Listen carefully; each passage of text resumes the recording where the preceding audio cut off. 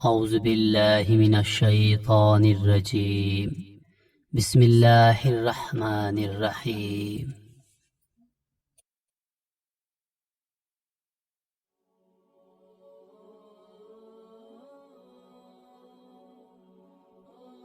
طاقت کے بعد بنی اسرائیل اس کے پنجے سے آزاد ہو کر سب ایمان لائے، اور حضرت موسیٰ علیہ السلام کو اللہ کا یہ حکم ہوا کہ وہ 40 راتوں کا کوئی طور پر اعتکاف کریں۔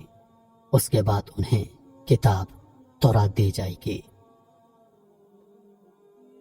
چنانچہ حضرت موسیٰ علیہ السلام کوئی طور پر چلے گئے اور بنی اسرائیل کو اپنے بھائی حضرت ہارون علیہ السلام کے سپرد کر دیا۔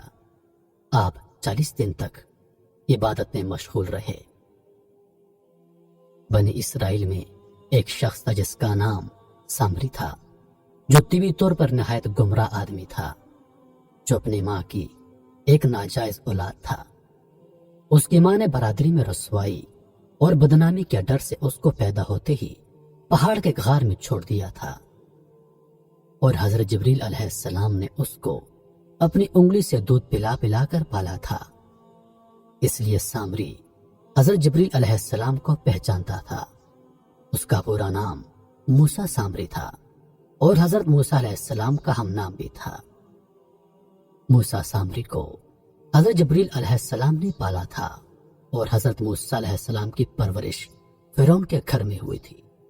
مگر خدا کی شان دیکھیے کہ فرعون کے گھر میں پرورش پانے والا حضرت موسیٰ علیہ السلام اللہ کے رسول ہوئے، اور حضرت جبریل علیہ السلام کا پالا ہوا موسیٰ سامری کافر ہوا، اور بنی اسرائیل کو گمراہ کر کے اس نے بچڑے کی پوجا کرائی۔ جب کوئی آدمی ازل سے ہی نیک بخت نہیں ہوتا تو وہ نامراد بھی ہوتا ہے، اور اس کی پرورش کرنے والے کی کوشش بھی ناکام اور نامراد ہوتی ہے۔ جس طرح کے موسیٰ سامری حضرت جبریل علیہ السلام کا پالا ہوا تھا، وہ کافر ہوا، اور حضرت موسیٰ علیہ السلام جن کی پرورش فرعون کے گھر میں ہوئی تھی، وہ اللہ کے رسول ہوئے۔ اس کا راز یہی ہے کہ موسیٰ سامری ازلی شقی اور پیدائشی بدبخت تھا، اسی لیے حضرت جبریل علیہ السلام کی تربیت اور پرورش نے بھی اس کو کوئی نفع نہ دیا، اور وہ کافر کا کافر رہ گیا۔ جبکہ حضرت موسیٰ علیہ السلام چونکہ ازلی سعید اور نیک بخت تھے، اس لیے فرعون جیسے کافر کی پرورش سے بھی ان کو کوئی نقصان نہیں پہنچا۔ محترم دوستو، اب یہ جانتے ہیں کہ سامری نے بنی اسرائیل کو بچڑے کی پوجا کرنے پر کس طرح آمادہ کیا۔ تو اس کا واقعہ یہ ہے کہ جن دنوں حضرت موسیٰ علیہ السلام کوئی طور پر اعتکاف کی حالت میں تھے، تو سامری نے آپ علیہ السلام کی غیر موجودگی کو غنیمت جانا اور ایک فتنہ برپا کر دیا۔ اس نے بنی اسرائیل کے سونے چاندی کے زیورات کو مانگ کر پگھلایا، اور اس سے ایک بچڑی کی مورت بنائی، اور حضرت جبریل علیہ السلام کے گھوڑے کے قدموں جو اس کے پاس محفوظ تھی، اس نے وہ خاک بچڑے کے منہ میں ڈالی تو وہ بچڑا بولنے لگا۔ پھر سامری نے بنی اسرائیل سے کہا، اے میری قوم، حضرت موسیٰ علیہ السلام کوئی طور پر اللہ کے دیدار کے لیے تشریف لے گئے ہیں، حالانکہ تمہارا خدا تو یہی بچڑا ہے، لہذا تم لوگ اسی کی عبادت کرو۔ سامری کی اس تقریر سے بنی اسرائیل گمراہ ہو گئے، اور 12,000 آدمیوں کے سوا ساری قوم نے سونے چاندی کے بچڑے کو بولتا دیکھ کر اس کو خدا مان لیا، اور اس کے آگے سجدہ ریز ہو کر اس کی پوجا کرنے لگے۔ چنانچہ ارشاد باری تعالیٰ ہے، اور موسیٰ کے بعد اس کی قوم اپنے زیوروں سے ایک بچڑا بنا بیٹھی، بے جان کا دھڑ گائے کی طرح آواز کرتا۔ جب 40 دنوں کے بعد حضرت موسیٰ علیہ السلام اللہ سے ہم کلام ہو کر تورات شریف ساتھ لے کر بستی میں تشریف لائے، اور قوم کو بچڑا پوجتے ہوئے دیکھا، تو آپ پر بے حد غضب و جلال طاری ہو گیا۔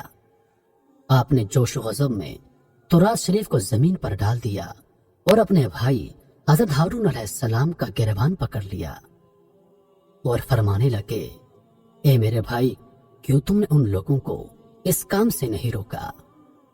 हजरत हारून अलैहिस्सलाम ने माजरत कर ली, जैसा कि कुरान मजीद में इरशाद है। कहा, ए मेरे माँ जाए, कौम ने मुझे कमजोर समझा और करीब था कि मुझे मार डालें, तो मुझ पर दुश्मनों को ना हंसा और मुझे जालिमों में ना मिला। हजरत हारून अलैहिस्सलाम की माजरत सुनकर हजरत मूसा अलैहिस्सलाम का गुस्सा ठंडा पड़ गया। उसके बाद आपने अपने भाई हजरत हारून अलैहिस्सलाम के लिए रहमत और मग़फ़िरत की दुआ फरमाई। फिर आपने उस बछड़े को तोड़ फोड़ कर और जलाकर रेजा रेजा करके दरिया में बहा दिया। उसके बाद हजरत मूसा अलैहिस्सलाम ने तौरात शरीफ के अहकाम पढ़कर बनी इसराइल को सुनाए और फरमाया कि तुम लोग इस पर अमल करो।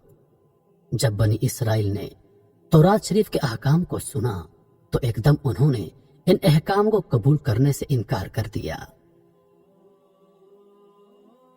इस सरकशी पर अल्लाह ताला का यह गजब नाज़िल हुआ कि नागहां कोई तोड़ जड़ से उखड़कर हवा में उड़ता हुआ बनी इसराइल के सरों के ऊपर हवा में मुअल्लक हो गया, जो 3 मील लंबी और 3 मील चौड़ी जमीन पर डेरे डाले हुए मुकीम थे।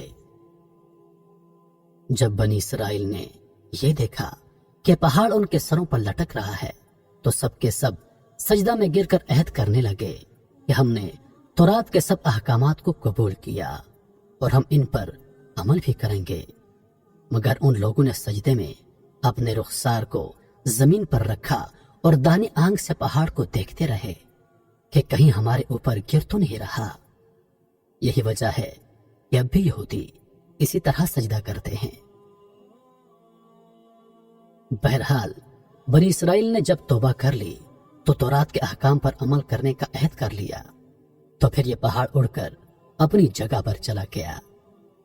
कुरान मजीद में इस वाक़े को चंद जगहों पर बयान फरमाया है, जिसका तर्जुमा है, और जब हमने पहाड़ उन पर उठाया गोया वह साहिबान है और समझे कि वो उन पर गिर पड़ेगा। लो जो हमने तुम्हें दिया जोर से और याद करो जो उसमें है कि कहीं तुम परहेजगार हो। मजीद वीडियोस देखने के लिए हमारे चैनल को सब्सक्राइब करें और दिन की ताज़ा तरीन अपडेट्स के लिए चैनल पर मौजूद घंटी के बटन को दबा दें ताकि हमारी हर नई आने वाली वीडियो सबसे पहले आप तक पहुंचे।